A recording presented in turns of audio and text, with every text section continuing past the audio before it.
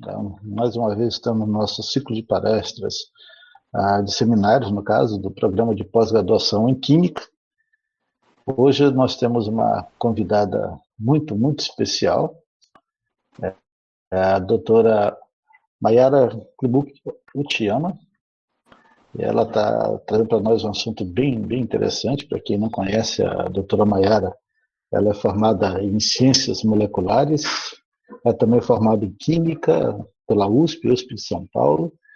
Ela é pesquisadora atualmente do Departamento de Radiologia da Universidade de São Paulo, do Laboratório de Química Supramolecular e Nanotecnologia, o SQSN, Instituto de Química de São Paulo, e ela trabalha com contrastes, desenvolvimento de contrastes para ressonância magnética. Ela trabalha com ressonância magnética impressionante aí de 7 Tesla, e esses contrastes baseados em nanopartículas. Ela tem 2 pós-doutorados. O primeiro foi realizado ali no Instituto do Câncer de São Paulo, o ICESP, com ênfase em teragnóstica, e com algumas empresas também. Ela trabalha nessa área, basicamente uma área interdisciplinar, nanomedicina, bioquímica, biofísica e assim por diante. Ela até pode falar um pouco mais para nós sobre isso hoje. E ela está trazendo um assunto que é bem diferenciado, é um título bem interessante: nanomateriais aplicado à teragnóstica de doenças. E, professora, esteja muito à vontade, não tem aqui 50, 60 minutos. Depois teremos perguntas. Se alguém tiver perguntas, coloca no chat e no final a gente pode conversar. Esteja muito à vontade. Seja bem-vinda, doutora. Muito obrigada. Obrigada pela apresentação. Realmente a minha formação é um pouco diferenciada, né?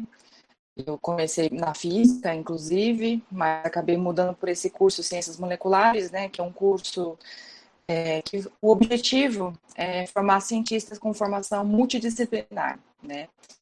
Então, a gente aprende matemática, física, química, biologia, até programação, né? E metade do curso você dedica também à pesquisa. Então, eu fiz uma iniciação científica de 2 anos, né? Então, bastante tempo.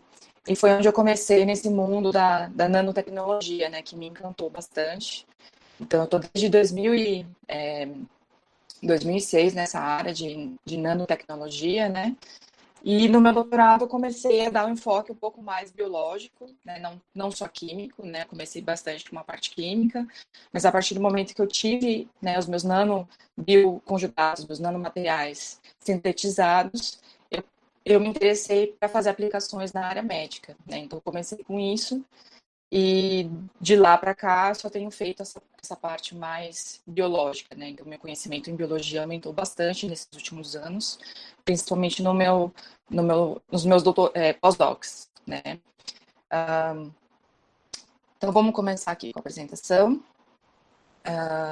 Vou falar hoje um pouco sobre nanotecnologia, né? Então, o que seria a nanotecnologia? Qual que é a sua importância, né? Quais são as áreas que a nanotecnologia hoje está sendo empregada de maneira muito eficiente, é muito atuante, né? E qual que é o interesse de trabalhar com materiais de escala nanométrica, né? Tão pequenos? Por que trabalhar com eles, né? E a área que eu tenho atuado, né, já há muitos anos, é a área médica, biomédica. Então, eu vou mostrar para vocês qual é a química que tem sido feita, né, para a gente construir nanopartículas para ter esse potencial para aplicação, por exemplo, em teragnóstica de doenças, né? Essa palavra teragnóstica, talvez muitos não conheçam, mas ela significa você fazer diagnóstico e tratamento simultaneamente. Olha só que bacana, né? Geralmente a gente vai, né, no hospital, faz os exames, aí mostra para o médico depois, e aí ele faz o tratamento, né? Então, com a nanotecnologia é muito bacana porque dá para a gente fazer simultaneamente as duas coisas, né? Então, vou mostrar um pouquinho da minha pesquisa, o que a gente tem descoberto nos últimos anos, né? Quais são as aplicações que nós temos atuado, né? E vou falar um pouquinho sobre estudos pré-clínicos também, tá? Então, não sei se todos vocês conhecem, né? Mas o que seria, né, a dimensão nanométrica, né? O quão pequeno ou quão grande isso é. A nanotecnologia, ela é um campo multidisciplinar, que envolve design e engenharia de objetos de até mais ou menos 500 nanômetros de tamanho.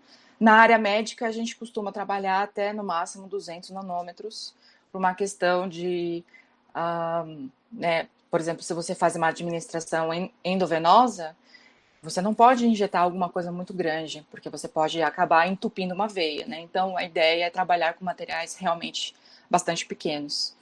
E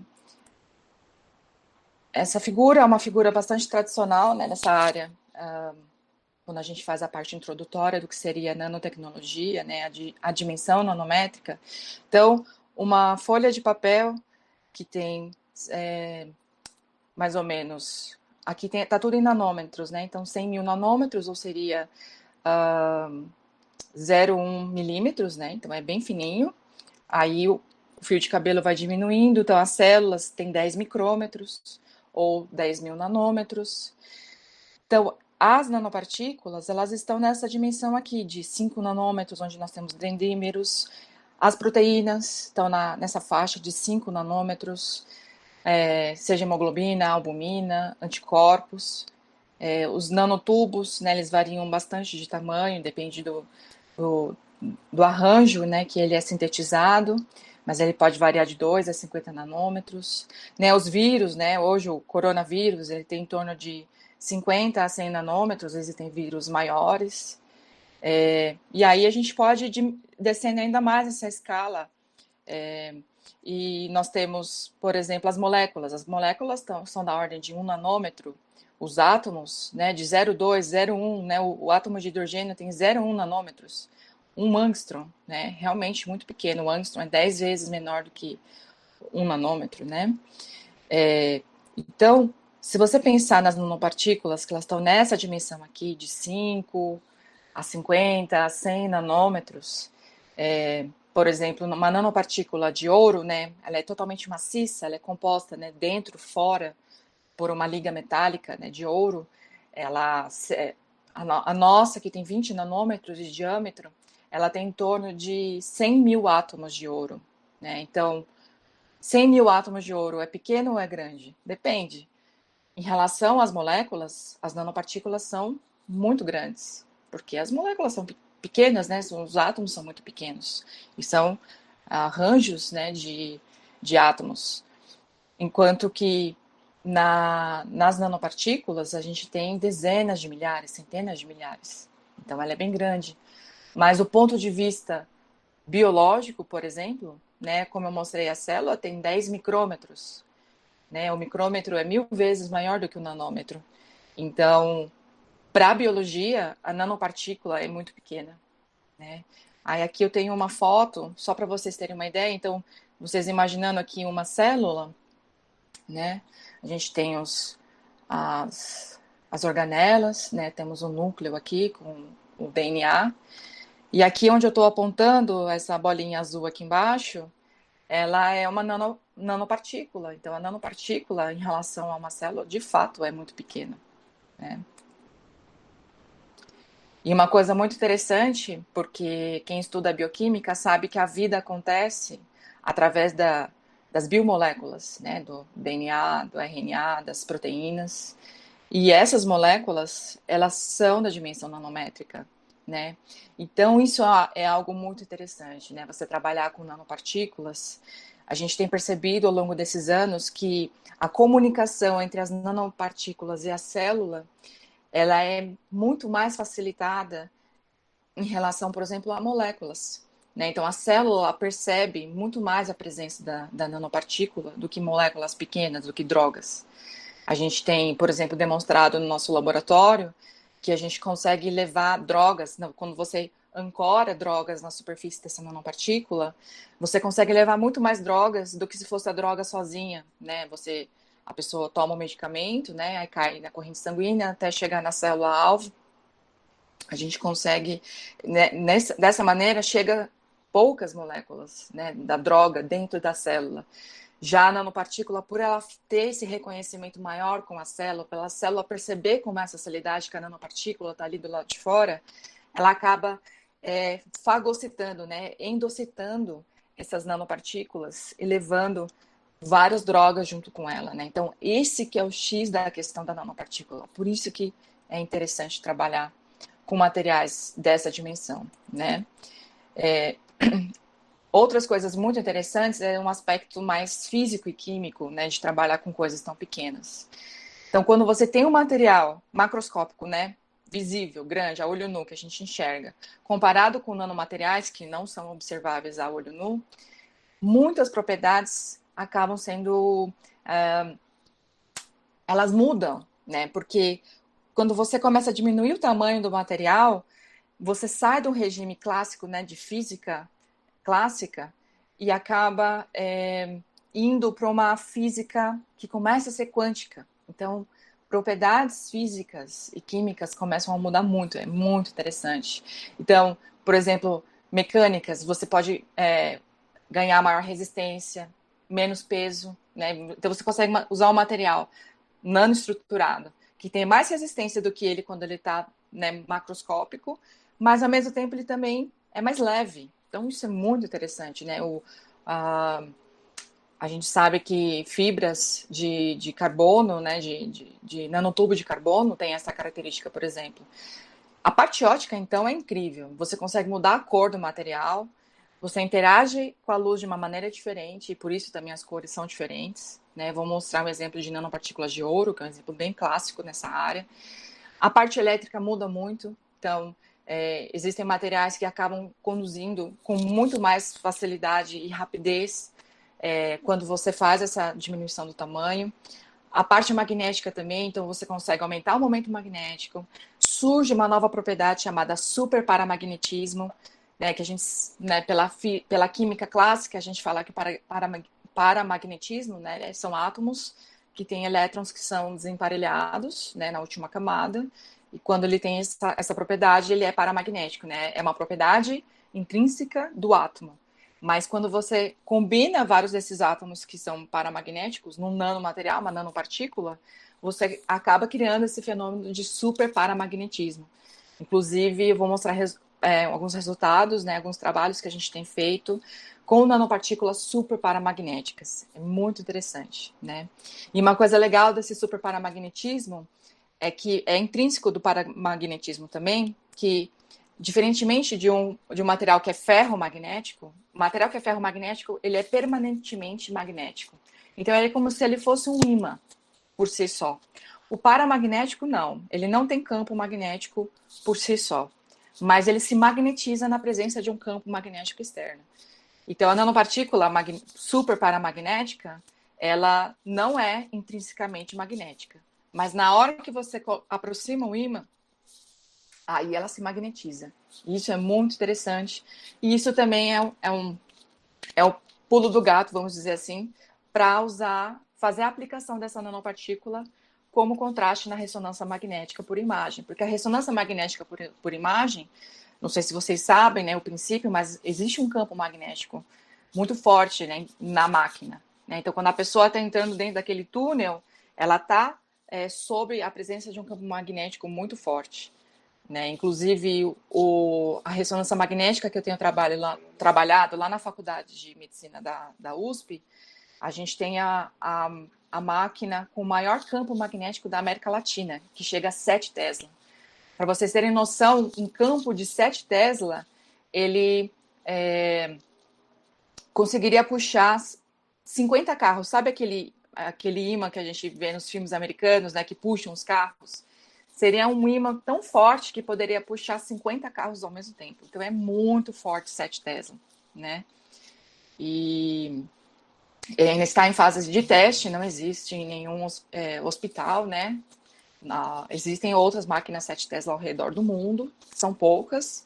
Nós temos o privilégio de ter aqui na USP, né?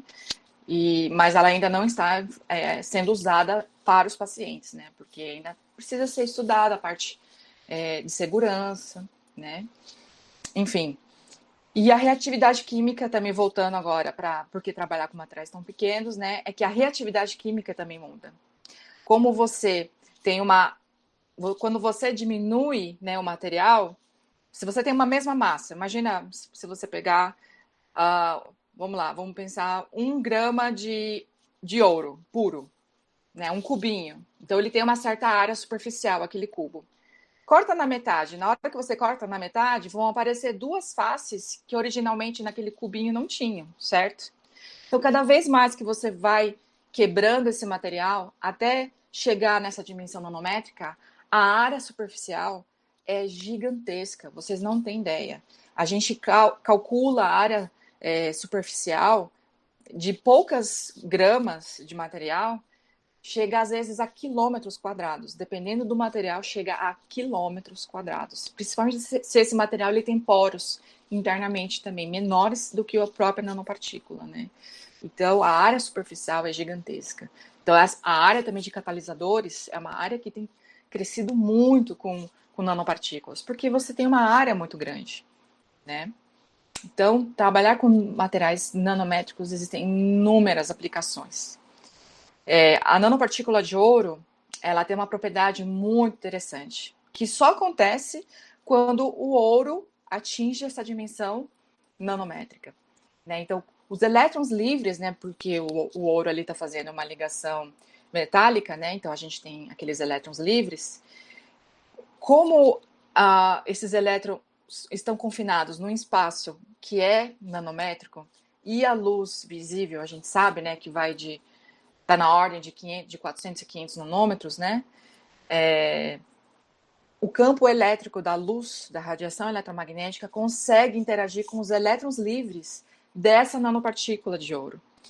E aí, como o campo magnético da luz é oscilante, ele faz esses elétrons também oscilarem, né? Uma hora eles estão concentrados de um lado, num polo, outra hora estão concentrados no outro polo, né? E isso na velocidade ali da luz, né? E essa oscilação dos elétrons gera um efeito chamado de ressonância plasmônica, né? Então, por exemplo, a gente consegue aumentar o sinal Raman. Então, se você colocar uma molécula que ativa no Raman próxima à superfície dessa nanopartícula, como esses elétrons, né, tá acontecendo essa ressonância plasmônica, existe um efeito de campo ali. Então, esse efeito de campo próxima à superfície da nanopartícula de ouro aumenta a intensidade Raman, do sinal Raman. Então, chega a aumentar várias ordens de grandeza. Então, existem metodologias hoje falando de detecção de single molecule, né? Então, você consegue detectar uma única molécula. Se você colocar uma molécula entre 2 nanopartículas de ouro, você consegue detectar o sinal Raman dela. Então, é algo assim incrível. Mas por causa disso, a gente também consegue obter materiais com diferentes cores. Então, dependendo, se você fizer nanopartículas que são esféricas, que são bastões, ou que são prismas, e aí variando o diâmetro, né, o comprimento de cada uma desses tipos de formatos, você consegue formar uma gama diferente de materiais com cores diferentes, né? E a gente consegue fazer isso com um controle muito fácil, muito preciso do tamanho. Dá para fazer ela ser dispersa em água, né? Pensando já na aplicação médica, isso é uma condição importante. Ela precisa ser dispersa em água. Então, a gente faz uma modificação química na superfície para que ela tenha compatibilidade com a água. Então, o ligante precisa ser o quê? Hidrofílico.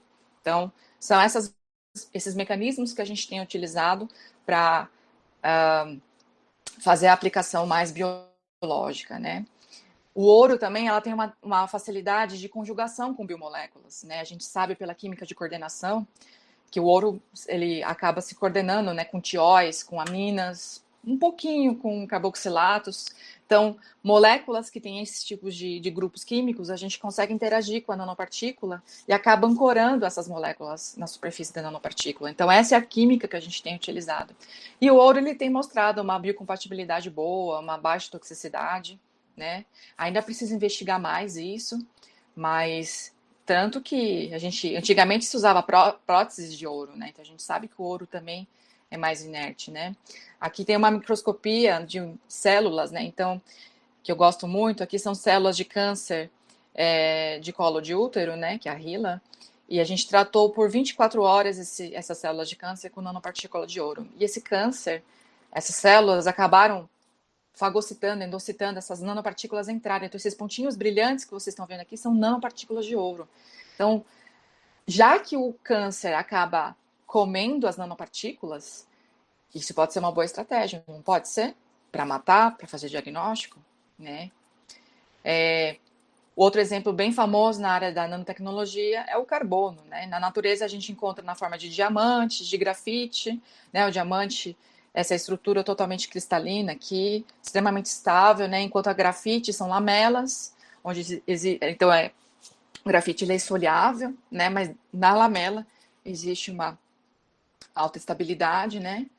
E a partir dessas lamelas, né, do grafite, eu não lembro o nome do físico, mas ele ganhou o Nobel alguns anos atrás, que descobriu o grafeno, né? E ele pegou um durex, colocou no grafite, e aí ele conseguiu arrancar essas lamelas, né? E aí, arrancando essas lamelas, ele conseguiu fazer uma maneira para enrolar essas lamelas, né? E aí surgiu o grafeno e os nanotubos de carbono, né? Que eles têm propriedades incríveis, eles são fortes, é leve, é transparente, é um excelente condutor de calor e de eletricidade, né? Então sai totalmente fora do carbono, né? Que na sua forma macroscópica ele é um isolante, ele não conduz nada, mas quando você faz esses nanotubos, ele gera essa propriedade de condução que é incrível. E a nanotecnologia, hoje ela é aplicada em muitas áreas, né? Para cosméticos, a gente compra hoje cremes, shampoos que tem nanocápsulas, a parte da agricultura, muita coisa tem sido feita, principalmente para aumentar a transfecção, né, de genes. A gente usa a nanotecnologia para isso também, ou encapsular agentes herbicidas. Essa parte de energia também, nosso laboratório, a gente faz bastante pesquisa, a gente tem há muitos anos, né, um projeto grande com a Petrobras, então muitos problemas que existem na Petrobras a gente tem trazido soluções através do uso da nanotecnologia, né? As aplicações são diversas, né? Existem muitas coisas, desde, por exemplo, quebrar a emulsão, não sei se você sabe, na hora que puxa, né, da pedra ali, que você vai tirar e também da fossa, né? Você vai tirar de águas profundas o petróleo, vem com muita água, né? Então a água, e com aquela turbulação, né, da sucção, forma muitas emulsões, e essas emulsões estão cheias de petróleo, né? Então, no nosso laboratório a gente desenvolveu metodologias para quebrar essas emulsões, né? Para extrair mais ainda o petróleo de dentro da rocha também, porque a rocha também está embebida de muito petróleo, além do fosso em si, né? São inúmeras. A gente consegue melhorar a eficiência de células solares e vários outros tipos de células, né? Usando nanotecnologia, então você aumenta a eficiência, porque você está aumentando a área de contato, enfim.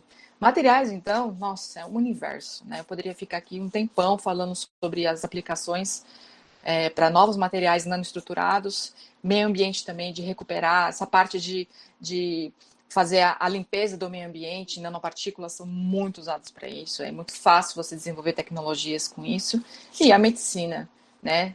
Já existem, já há umas 2 décadas pelo menos, existe uma grande pesquisa nessa área, e hoje existem já aplicações, existem produtos que estão sendo injetados em humanos, né, na área clínica, que é a base de nanopartículas, né? Isso é muito interessante. Então, mas o que seriam, então, as nanopartículas, né? Nanopartículas, nanomateriais. Existem vários tipos. Existem nanocarreadores de lipídios, então, usando moléculas, né, de fosfolipídios ou ácidos graxos, é possível fazer nanopartículas sólidas, lipossomos. Dá para decorar esses nanocarreadores com proteínas, com DNA, com tantas coisas diferentes, tá? Como você consegue fazer esse núcleo aqui? Ele pode ser um núcleo lipídico, então você pode colocar a droga dentro da nanocápsula, tá?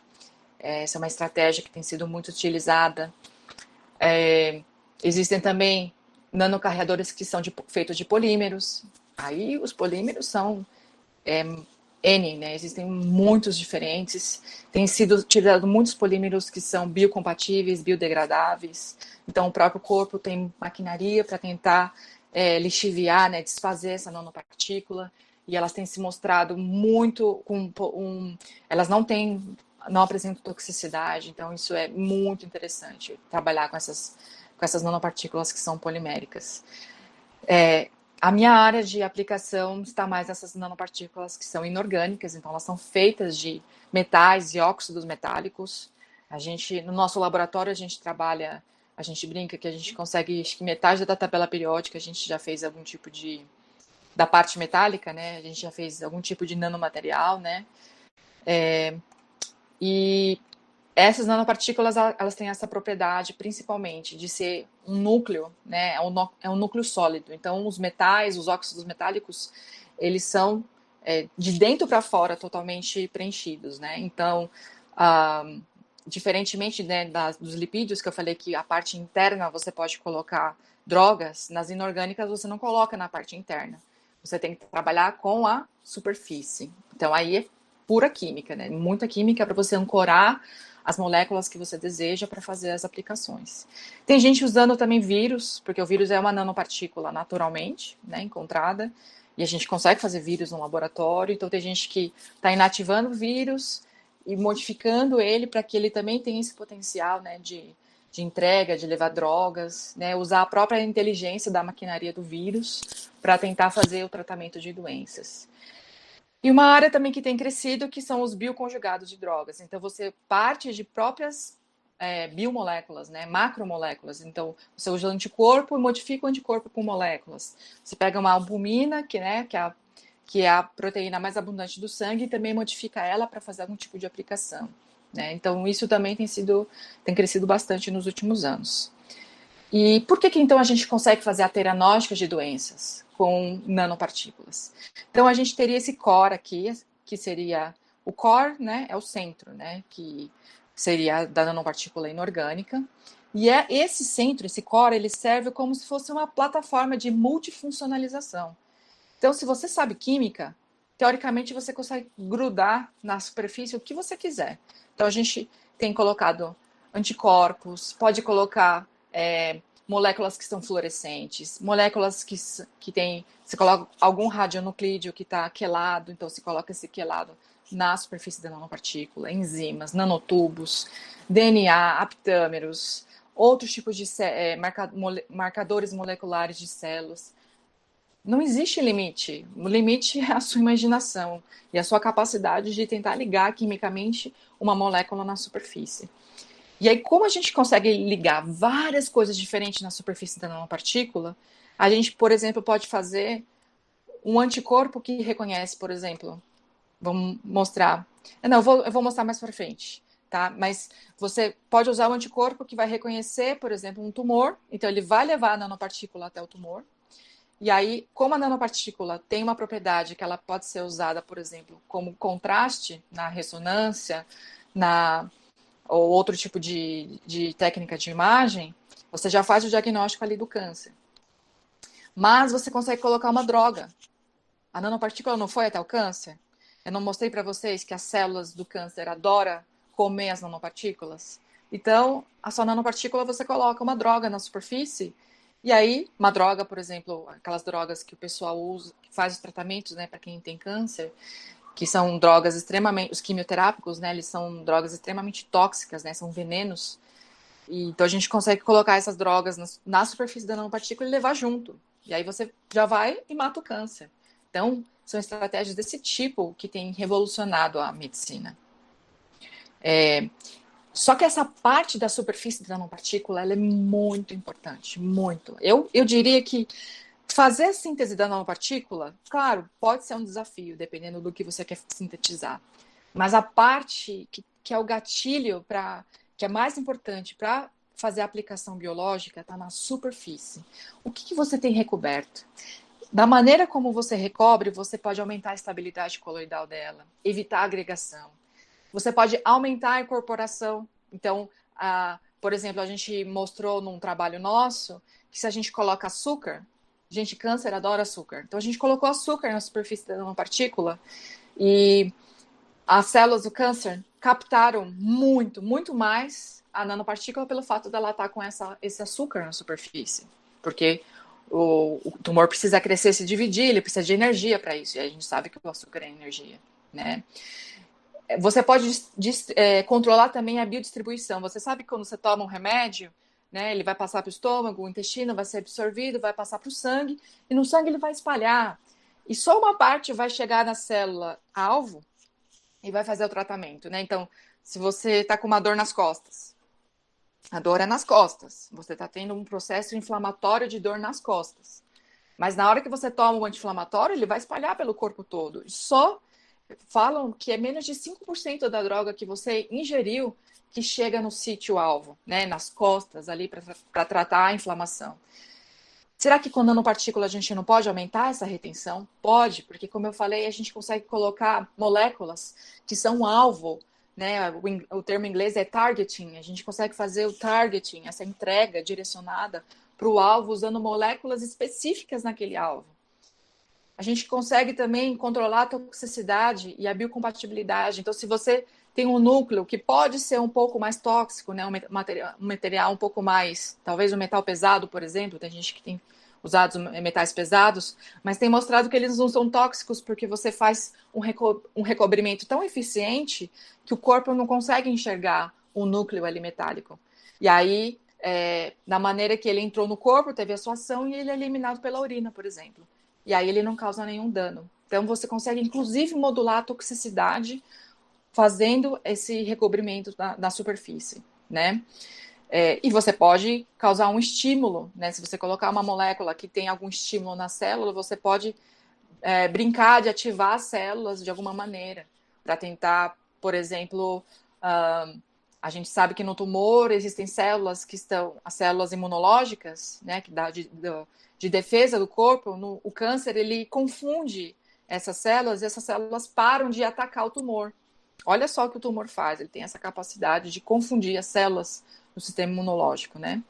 E aí, com nanopartículas, você consegue ativar essas células do tumor e aí essas células que estavam inativas passam a ser ativas e começam a destruir o tumor. Então, dá para fazer muita coisa com nanopartículas. Aqui tem um exemplo, então. Quando a gente faz uma injeção endovenosa, né, dessas nanopartículas, e elas têm esses receptores, né, na superfície da nanopartícula, então a nanopartícula é essa parte verdinha, e a gente tem esse ligante aqui na superfície, né, e esse ligante, ele é específico para células do tumor. Então, essas nanopartículas, elas conseguem cruzar, porque elas são pequenas, elas conseguem cruzar, sai do sangue, né, da veia, elas vão para o tecido, conseguem reconhecer, vejam que só as células que são roxas aqui, que são as células de câncer, que tem esse receptor do ligante na superfície. É aquele mecanismo chamado de chave de fechadura, sabe? E aí a nanopartícula é reconhecida ali, e aí ela tem pode ter, como ela está se acumulando ao redor do tumor, você consegue fazer o diagnóstico, e ela consegue entrar também. E entrando dentro da célula, ela pode ter essa característica de tentar matar a célula tumoral. Na área de diagnóstico por imagem, né, existem várias técnicas diferentes. Eu não sei quanto vocês conhecem delas, mas existe raio-x, cintilografia, imagem por ressonância magnética, tomografia computadorizada, PET scan, né, que é a tomografia por emissão de pósitrons, SPECT, que é a tomografia por emissão de fóton único. O PET e o SPECT usa radionuclídeos para isso, né? A tomografia e o raio-x precisam de elétrons, de átomos que são eletricamente densos, que são grandes, para você ter aquele contraste. A cintilografia também acaba usando radionuclídeos. E a ressonância magnética usa compostos que são paramagnéticos. Então, como a gente consegue grudar o que a gente quiser na superfície da nanopartícula, ou a nanopartícula em si tem a propriedade que é necessária para dar o contraste na imagem, isso tem sido muito utilizado, muito. E essa tem sido a minha principal área de pesquisa nos últimos anos. Então, o que eu tenho feito, né, não adianta, muito legal tudo isso que a gente tem descoberto, que as nanopartículas têm um potencial muito grande para diagnóstico e tratamento de doenças, mas a gente já pode ir lá e injetar no humano e fazer as coisas? Não pode, né?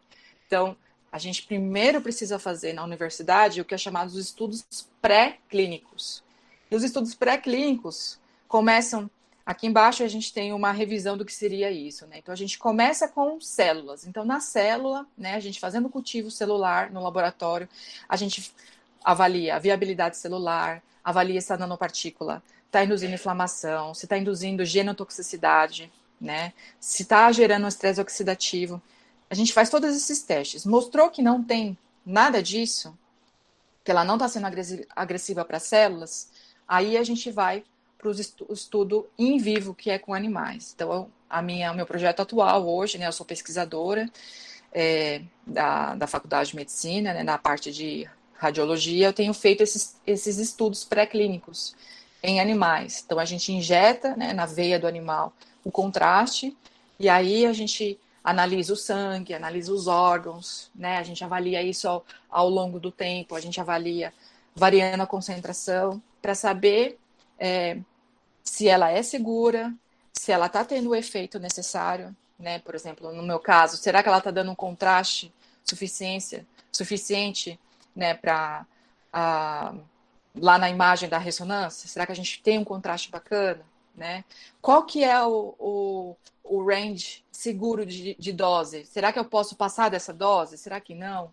Né? Então, tudo isso precisa ser avaliado e a gente avalia isso nos estudos pré-clínicos.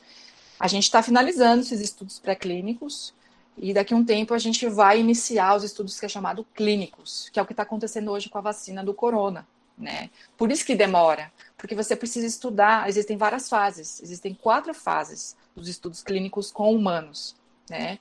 E aí eu não vou me alongar falando sobre isso, porque cada fase tem um número certo de pacientes, se o paciente está doente ou não está, se ele é saudável ou não está, idade.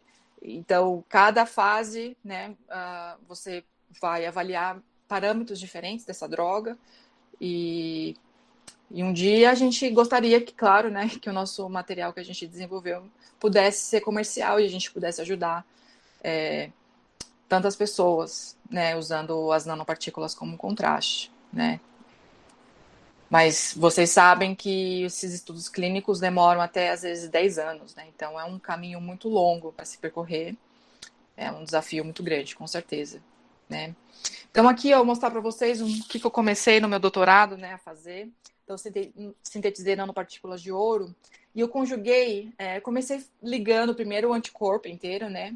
O anticorpo ele tem esse formato aqui de como se fosse um Y, né? Mas aqui só na pontinha do anticorpo que o anticorpo consegue reconhecer o antígeno, né? O antígeno seria um fragmento, seria uma estrutura molecular que é específica que o anticorpo reconhece. Pode ser de uma bactéria, pode ser de um câncer, pode ser, enfim, de qualquer coisa que tenha uma estrutura tridimensional com material biológico, o anticorpo consegue reconhecer.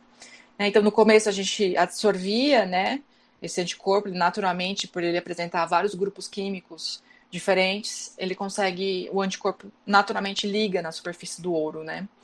E aí a gente começou a colocar ligantes, pontes, né? Então um ligante, por exemplo, que de um lado tem um tiol e do outro lado tem uma amina. Então o tiol vai ligar na nanopartícula preferencialmente, que a gente sabe que a constante de afinidade do tiol pelo ouro é altíssima. E aí o outro lado que está com a amina, por exemplo, a gente ativa essa amina para essa amina reagir, por exemplo, com o carboxilato do anticorpo, né? E aí a gente consegue ligar covalentemente essa proteína na superfície da nanopartícula. Só que o anticorpo, como eu falei, a pontinha dele é a parte especial, né? Então, será que tem maneiras da gente ancorar ele para que essa ponta fique voltada para fora? Né? Então, a gente brincou de ligar essa proteína chamada proteína A.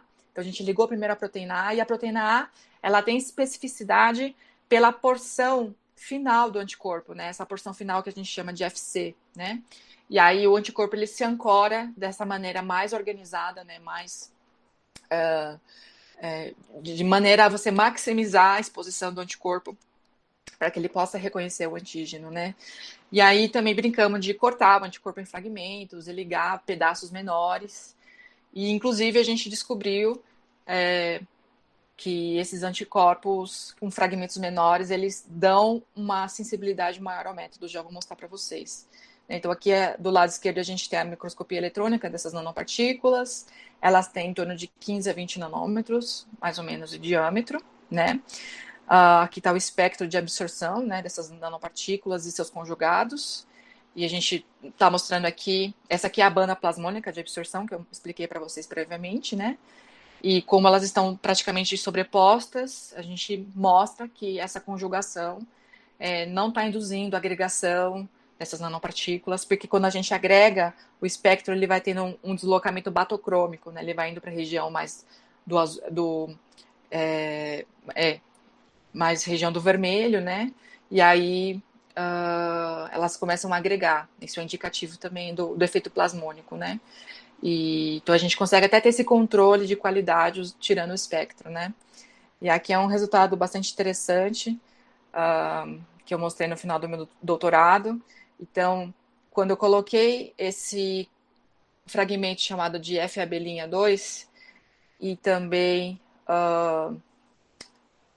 o anticorpo e o anticorpo outro fragmento chamado FAB, a gente consegue aumentar em algumas ordens de grandeza a sensibilidade do método, né? Aqui seria um ELISA, né? Onde a gente imobiliza uma placa com um antígeno e aí esse anticorpo que está preso na nanopartícula reconhece, né? Então a gente conseguiu aumentar a acessibilidade desse método bem tradicional de ELISA, que é usado para quando a gente vai fazer um teste, né, se a gente tem algum tipo de doença e querem fazer a captura do seu anticorpo para ver se você tem anticorpo daquela doença, você faz ELISA. Então aqui eu mimetizei esse teste de ELISA e mostrei que quando a gente acaba usando a nanopartícula por si só, já aumenta a sensibilidade do método, e quando a gente coloca fragmentos desse anticorpo, porque a gente consegue ancorar melhor esse anticorpo esses fragmentos na superfície, a gente aumenta a sensibilidade do método. Então, isso é bem bacana, né? Então, aí, novamente, a nanotecnologia melhorando os testes convencionais que existem hoje para diagnósticos de doenças, né? A gente mostrou também que a nanopartícula de ouro, ela tem um efeito anti-inflamatório muito bacana, né? Então, aqui é um estudo com ratos, né? A gente consegue visualizar a veia deles usando uma microscopia chamada microscopia intravital, né? E aí, quando você faz a administração com o LTB4 ele induz a inflamação, então o rato fica inflamado.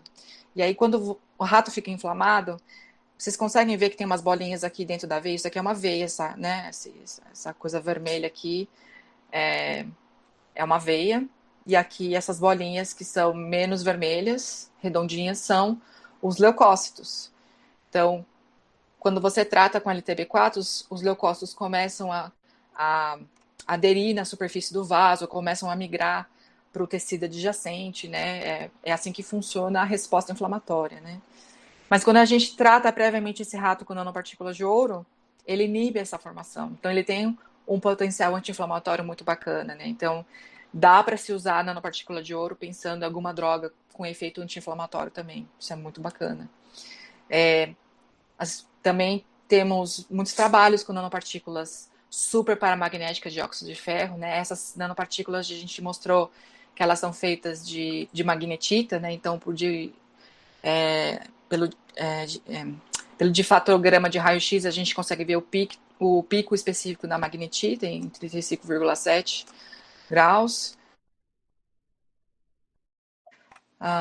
Então, aqui existe uma caracterização, né, mostrando que a nossa nanopartícula ela tem essa propriedade de ser super paramagnética, né? Pela curva de magnetização, a gente vê esse perfil que é próprio, né, desse paramagnetismo. Pelo difatograma de raio-x e também pela microscopia eletrônica de transmissão de alta resolução, pelos campos cristalinos, a gente consegue ver também que, de fato, é magnetita, essa nanopartícula. Com o tempo, claro, se a gente não recobre muito bem essa nanopartícula, ela vai oxidando, né, na superfície. e vai se transformando em magmita, né? E aqui tem a microscopia eletrônica dessa nanopartícula, ela tem em torno de 6 a 7 nanômetros de diâmetro, né? Então ela é bem pequena. E no meu doutorado também mostrei que ela era um bom agente de contraste para a ressonância magnética. Então, aqui a gente tem a ideia, né, do ratinho, então a gente está olhando para a parte, né, do peitoral e uma parte da barriga, né, do rato. Então, aqui, ó, essa parte preta é o pulmão, né? Essa parte aqui seria o fígado e os rins, aqui, né, em formato de feijãozinho, né? E aí a gente injetou essa nanopartícula magnética, né, super paramagnética nos ratinhos e acompanhamos ao longo do tempo. Então, percebo que o fígado ficou preto, então existe uma alta captação dessa nanopartícula pelo fígado, e o córtex, né, do rim, essa parte externa, ficou mais escurecida, né. Essa nanopartícula, ela gera um contraste que a gente fala que é a diminuição do sinal de ressonância, né, então ela fica preta, como se fosse isso. Então a gente vê que ela está sendo filtrada aos poucos, né, pelo rim do animal. 30 dias a gente já não tem mais essa eliminação pelos rins, né? O rim praticamente está igual, como se fosse o controle no início, mas o fígado ainda está preto, né? Com 60 dias a gente já começa a ver mais o fígado, mas o fígado ainda não está com a intensidade de coloração, né, como no começo, e aí em 140 dias a gente tem algo que seria próximo do que seria o controle, né? A gente fez um teste, a gente injetou no músculo, né, do rato, na perninha, então agora a gente está vendo a parte de baixo, né, do rato. Então aqui é uma perninha, aqui é outra, né? E a gente injetou dos dois lados. Desculpa, aqui a gente injetou e aqui a gente colocou um ímã na coxa do rato. Então foi legal, a gente injetou endovenosamente a nanopartícula e colocou um ímã na coxa, na parte externa. E a nanopartícula conseguiu se acumular nessa região que estava próximo do ímã, né?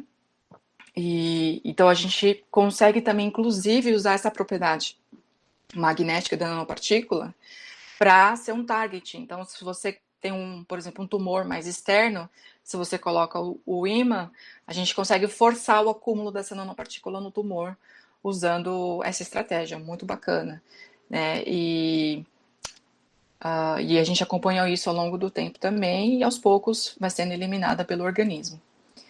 A gente mostrou toda a questão também de toxicidade, né? Não gera toxicidade nem no fígado, mesmo se acumulando no fígado, não gerou toxicidade no fígado nem no rim. Então ela tem se mostrado bastante promissora, né? Inclusive, existem já comercialmente disponíveis nanopartículas paramagnéticas para contraste, né? Usando esse mesmo tipo de material que o nosso, né? Já estão sendo usados em humanos, né? E recentemente a gente colocou ibuprofeno, né, que é essa molécula anti-inflamatória, na superfície dessa nanopartícula. E da mesma maneira que a nanopartícula de ouro, a nanopartícula ela impede essa migração do vaso sanguíneo para o tecido que está inflamado. Tá? Então, no caso aqui, a gente induziu uma inflamação no peritônio. O peritônio é aquela cavidade que fica entre os órgãos, né, na barriga.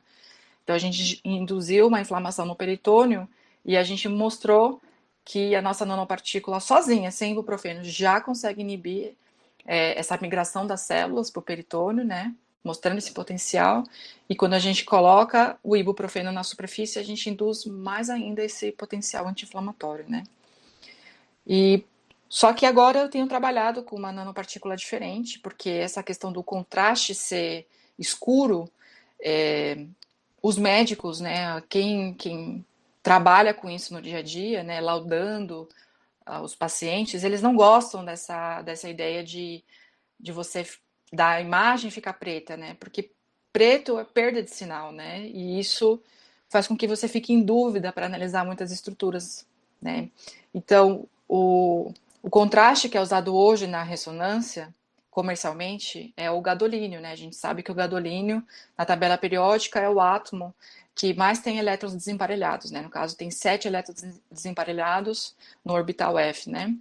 E isso dá uma máxima capacidade paramagnética, né? Só que o gadolínio é extremamente tóxico. Então, tem gente que toma, né, o gadolínio e tem reação alérgica, tem gente que pode, se já tem algum acometimento do rim, acaba gerando outros tipos de doenças, é super grave. E também tem se demonstrado nos últimos anos que o gadolínio, quando tem um quelante que é linear, ele acaba se desprendendo e acumulando no cérebro, né? E metal pesado no cérebro pode estar relacionado com demência, né? Existem relatos disso. Então, o mundo todo está à procura de um novo substituinte do gadolínio, né? E o nosso laboratório, a gente desenvolveu uma nanopartícula que ela é paramagnética, né? Ela também é à base de ferro, mas ela não tem só ferro. E aqui eu vou mostrar um videozinho. Então aqui é o ratinho, né? Então a gente tem o focinho, a cabeça. Aqui tá o pulmão com o coração, fígado, os rins. Aqui o intestino, né? A coxa. E quando a gente injeta endovenosamente, aqui é o dinâmico, né? Olha que bonito, né? A gente consegue ver o contraste que é a nanopartícula passando nas veias. E é assim que o gadolino funciona também na clínica, né? Você injeta e as veias ficam brancas, né, iluminadas. Você tem um aumento de sinal da ressonância, né? E a nossa nanopartícula tem esse mesmo potencial. E a gente tem estudado, tem umas coisas bem legais. Esse efeito, né, do brilho dura mais tempo do que o gadolínio, porque como é uma molécula, né, o gadolínio quelado, ele é muito rapidamente absorvido. E ele começa a ser filtrado pelos rins. Então, esse sinal, né, não dura muito tempo. Já a nanopartícula, como ela é maior, a filtração dela e a captação dela é menor, é mais devagar. Então, ela dura mais tempo, né? Isso é uma vantagem para termos de imagem, né? Ainda mais que a ressonância, né, é um exame que demora tantos minutos, né, para você obter a imagem. E tem casos que às vezes eles precisam ficar injetando mais vezes no paciente para ter o contraste ali na veia, e isso não é legal, porque quanto mais você injeta, maior o risco, né, de gerar algum tipo de problema no paciente. E eu não coloquei mais resultados, porque a gente ainda vai publicar, né, isso está em fase de conclusão. E é isso, gente. Eu acredito que a nanotecnologia realmente tem um potencial muito grande de aplicação em várias áreas, principalmente na área médica. A gente pode revolucionar muito das terapias e diagnósticos, né, de doenças, usando várias estratégias, né, dos nanomateriais, né. Então, obrigada pela sua atenção. Aqui estão os meus dados, quem quiser anotar meu e-mail, tá bom? Obrigada, gente. Tá, obrigada. Professora Maiara, obrigado pela palestra. Tem uma pergunta aqui que o Micael deixou no chat. Ele está perguntando, professor, existe o risco de ocorrer o rompimento dessas nanopartículas? Quais as formas de contornar esse problema? Sim, essa é uma ótima pergunta. Sim, existe um potencial muito grande disso acontecer e a gente consegue evitar colocando moléculas na superfície dessa nanopartícula que sejam bastante hidrofílicas, né? Então, se você tem... porque o sangue ele é extremamente o quê? Polar. Então, ele é água. Então, se você coloca alguma coisa que seja lipofílica, a tendência ali é aglomerar. Então, não pode ter essa característica lipofílica, né? Ela pode ser anfifílica, ter uma porção que é polar e uma porção que é apolar, né? Inclusive, essa nanopartícula que a gente fez com o ibuprofeno é extremamente apolar. Então, a gente conjugou algumas moléculas de ibuprofeno na superfície e o restante da superfície da nanopartícula a gente colocou, por exemplo, glicerol. Né? Glicerol é extremamente hidrofílico, né? Tem várias hidroxilas na superfície. Então, a gente consegue contornar esse problema da aglomeração trabalhando a superfície, né?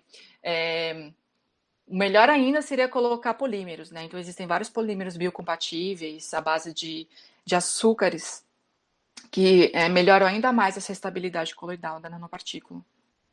E uma estratégia bacana também é recobrir com proteínas, porque a proteína por si só, né, ela naturalmente está no sangue, então se você recobre essa nanopartícula com proteínas, você evita a agregação dessas nanopartículas por impedimento estérico, né, e isso é bacana, ela fica super estável coloidalmente quando você coloca proteínas e polímeros, tá bom? Mais alguma pergunta? Sim, o professor Anderson está perguntando, existe alguma influência sobre a osmolaridade? Sim. É, no começo, essas nanopartículas, quando você não tem os polímeros e essas proteínas que são agentes superestabilizantes das nanopartículas,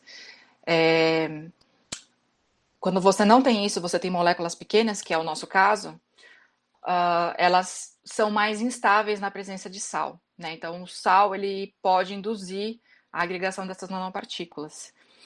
E então a gente não podia fazer a nanopartícula, né? Se a gente colocasse em salina, né, que é a solução de soro fisiológico, a gente percebia que o tempo de prateleira da nanopartícula diminuía com o tempo. Então a gente fazia tudo em água. Só que água, a osmolaridade não dá, né? Água pura, água miliquê que a gente usa, né? Osmolaridade muito baixa. E aí isso estava induzindo, por exemplo, no começo, estava induzindo hemólise, né? O que não é legal. Então, mas isso é facilmente contornado você colocando um aditivo na formulação da sua nanopartícula para aumentar essa osmolaridade, né? Então, a gente consegue colocar açúcares, consegue colocar moléculas, por exemplo, a gente colocou propileno glicol, dá para colocar essa família dos polietilenos, existem várias moléculas que você pode utilizar porque elas são mais inertes e elas aumentam a osmolaridade da sua formulação, então a gente coloca para equiparar com o sangue, e é assim que todo mundo faz, né? Então essas formulações que tem nanopartícula, tá tudo em suspensão, né? É uma suspensão coloidal, e aí a gente coloca aditivos para corrigir a osmolaridade, para aumentar o tempo de prateleira também, né, dessas nanoformulações. Então é dessa maneira que a gente tem contornado, tá? Mais alguma dúvida? O professor Zaldini quer lhe perguntar. Oi. Oi, Mayara. Primeiro, parabéns pela apresentação, foi muito didática. Obrigada. Aprendi bastante, viu, com você agora. Que bom.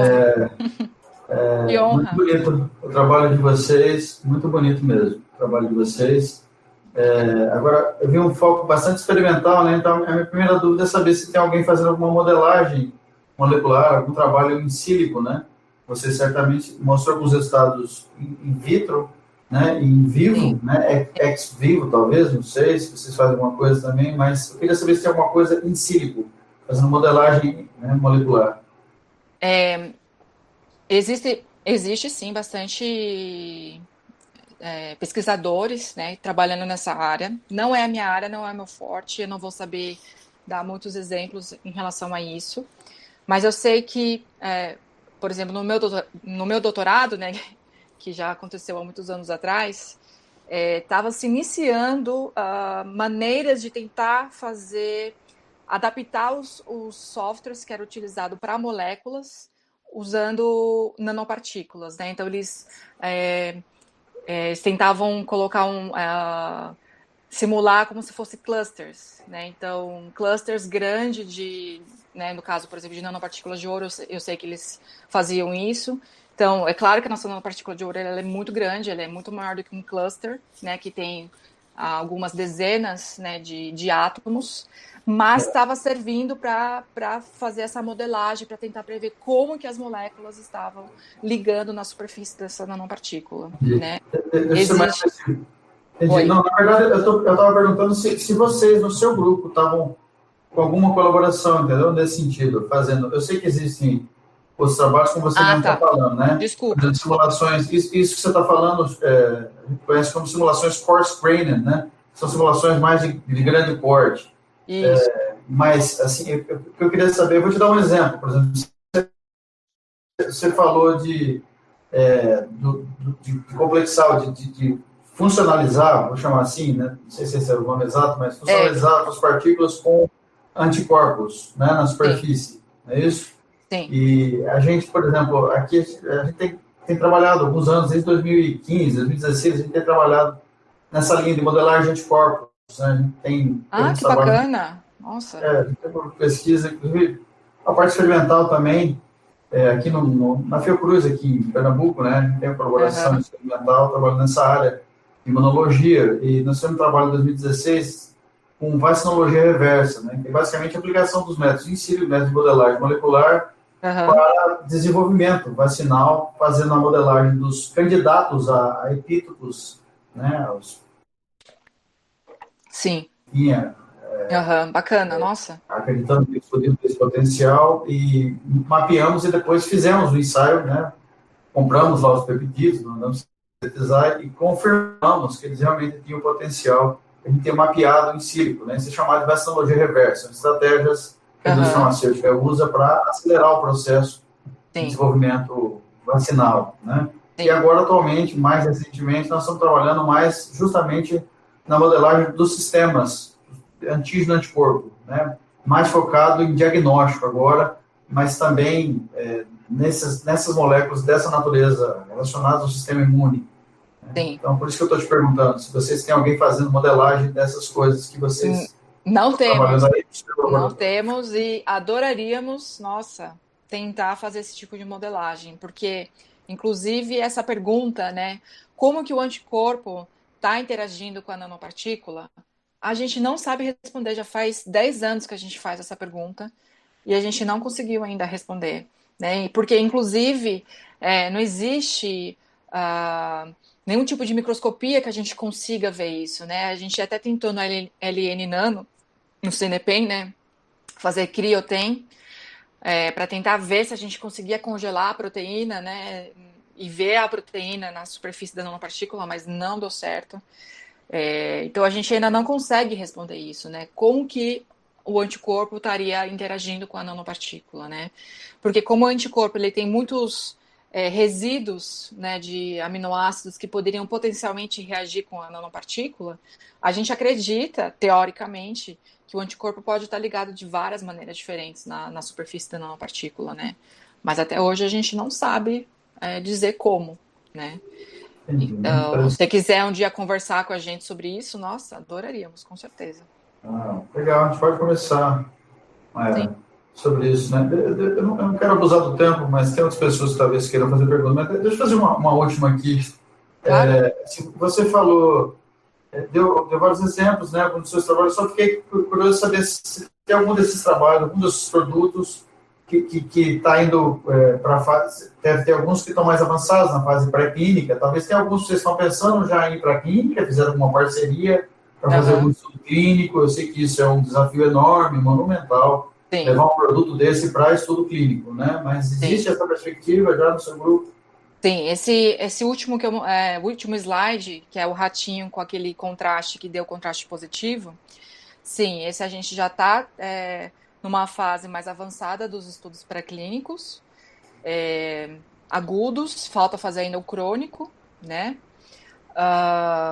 Mas a gente já patenteou, já fez a empresa, né? E a gente está começando a conversar aí com algumas empresas para tentar licenciar, fazer alguma coisa, né?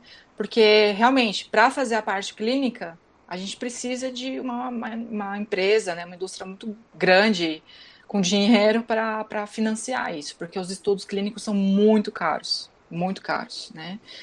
E a gente não tem esse dinheiro, né? Não dá para obter esse dinheiro do governo para fazer estudos clínicos, né? Precisa ter necessariamente aqui no Brasil, né, essa associação com empresas, né? Mas a gente ainda não tem essa associação com empresas, a gente tá no caminho para isso, mas a gente tem outros materiais no nosso laboratório, né, que eu não apresentei, mas que já tem, inclusive, produtos, né? Então, na pandemia, a gente desenvolveu, junto com como que chama a empresa? Esqueci o nome da empresa agora, se eu lembrar eu falo. A gente desenvolveu as máscaras, né, triplas, com um composto que consegue matar o Covid, né? Então a gente fez os testes com Covid lá no ICB da USP, né? Desses tecidos, né? Com a conjugação de... Mas no caso não eram nanopartículas, a gente colocou um complexo mesmo, né? Uma fitalucianina, né? E aí a gente ancorou essa fitalucianina no tecido e mostrou o potencial dessa máscara, né? Então esse é um produto que a gente desenvolveu nessa quarentena, né? Mas existem vários outros para como eu falei, para aplicação do petróleo, né? Já tem bastante coisa também. A gente consegue, quando tem extravasamento de petróleo, a gente colocou uma nanopartícula que tem alta afinidade por petróleo, então ela prontamente absorve, né, grandes quantidades de petróleo, e aí com ímã você consegue facilmente recolher todo esse derramamento de petróleo, né? Claro que fazer em escala mega, né, de milhões, bilhões de litros de petróleo não é uma coisa simples, mas é uma tecnologia que pode ser empregada para remediar esse problema, né? Esses eu diria que seriam os... Ah, e tem nanopartícula de prata também, a gente tem bastante coisa com nanopartícula de prata, de vários tecidos que a gente coloca a prata e dá a propriedade antibacteriana, né? Nos tecidos, né? Então, a gente tem feito isso também, né? Muito legal, Mariana, de verdade. Trabalho muito bonito. A gente pode conversar depois, com calma. Tá bom. Obrigada, Marcelo. Parabéns novamente. Obrigada. Mais alguém teria alguma dúvida, alguma curiosidade? Eu trabalho com... Nós trabalhamos com substâncias fenólicas. Você comentou sobre ancorar antocianinas para fins de ação em COVID, né? Isso. Você observa alguma outra aplicação, por exemplo, para outros fenólicos, outros flavonoides, para fins, por exemplo, inclusive na sua pesquisa, em fazer marcação, por exemplo, de células tumorais? Sim, as fitalucianinas, elas têm um potencial gigantesco de aplicação, né? Inclusive na área biológica, né? Então, se eu não me engano, a fitalucianina marcada, conjugada com zinco, ela tem essa propriedade, né, bactericida, né? Então, fazer a conjugação desses complexos com nanopartículas é uma coisa que a gente também tem explorado no laboratório para tentar potencializar esses efeitos, né? Ou associar o efeito da fitalucianina com algum efeito da nanopartícula, né? Eu não sei te dizer, eu não sou do grupo, né, da fitalucianina, então eu não sei tudo que o pessoal tem feito. Eu sei que tem uma empresa que está interessada também, e a gente já está fazendo ela em escala industrial, essa fitalucianina, né? Mas a aplicação é nessa área de tecidos, que eles querem marcar os tecidos com essa fitalucianina para dar essa propriedade, né, bactericida. Mas existem outros complexos de fitalucianina, agora eu não vou saber te dizer se é com cobalto, com cobre ou com ferro, que gera, por exemplo, radicais livres, né?